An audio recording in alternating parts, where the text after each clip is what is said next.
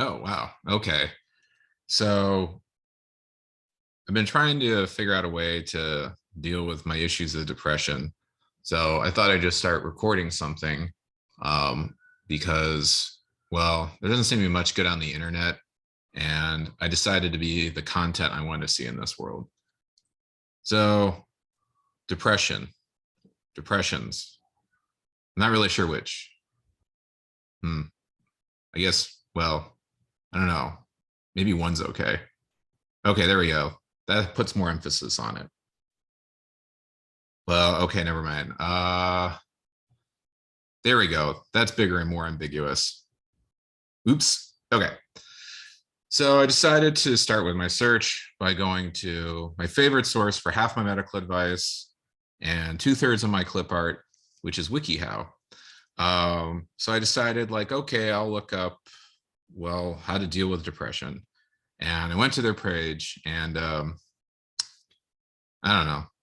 Anyway, it just starts off with looking for signs of depression, which is what I was already doing. So I guess no WikiHow for now. So I started searching around for other things about depression, and I came across this page on like freezing point depression, which it's when you mix two things together and you end up with the combined mixture of the two's got a lower freezing point than either one.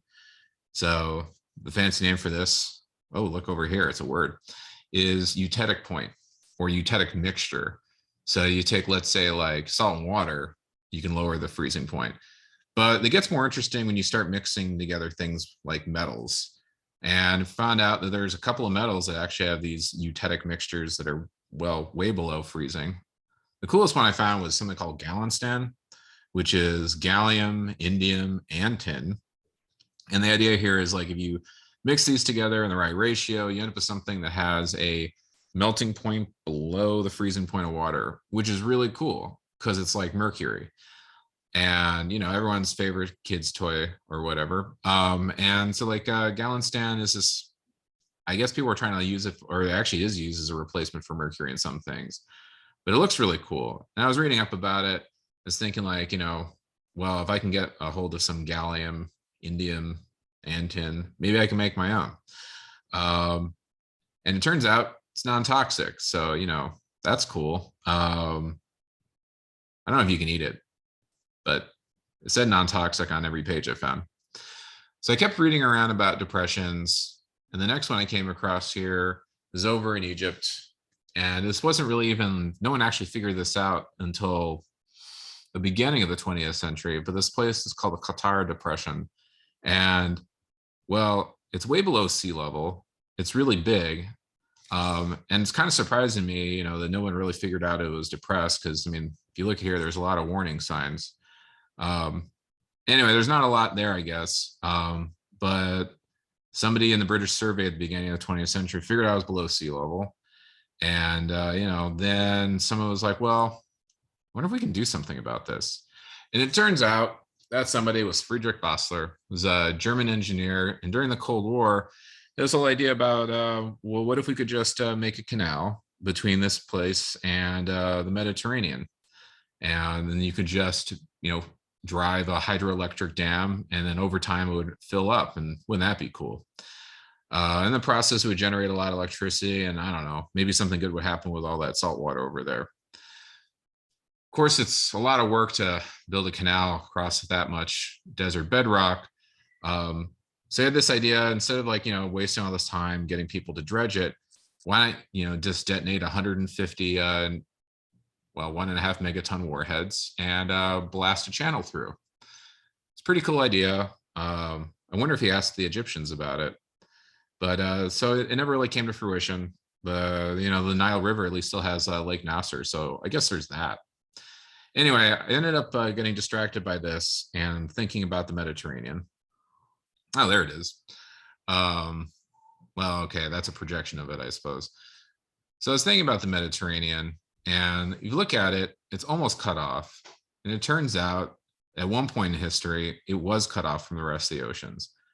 There's this whole thing called the Messinian salinity crisis, which is a cool enough name that it's got to be used for something else at some point. And the idea is that something like 5 million years ago, the whole Strait of Gibraltar over here Look at that. Well, it turns out that just turned into an isthmus, and the whole thing got sealed off.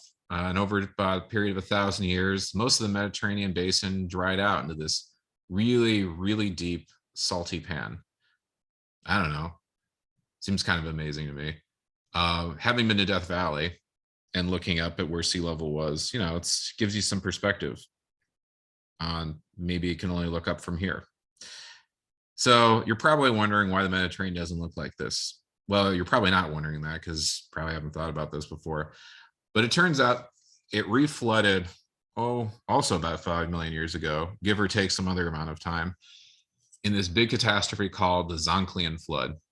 And picture this: you have the entire Mediterranean basin and it refloods in about 2 years. It's really amazing. Just imagine all that water and me not being able to find a good animated GIF that shows it refilling the period of 2 years. But just take my word for it, it was probably really spectacular. I mean, if it flooded that quickly, I don't know. Just picture a really big kiddie pool and a really big hose and a lot of sand.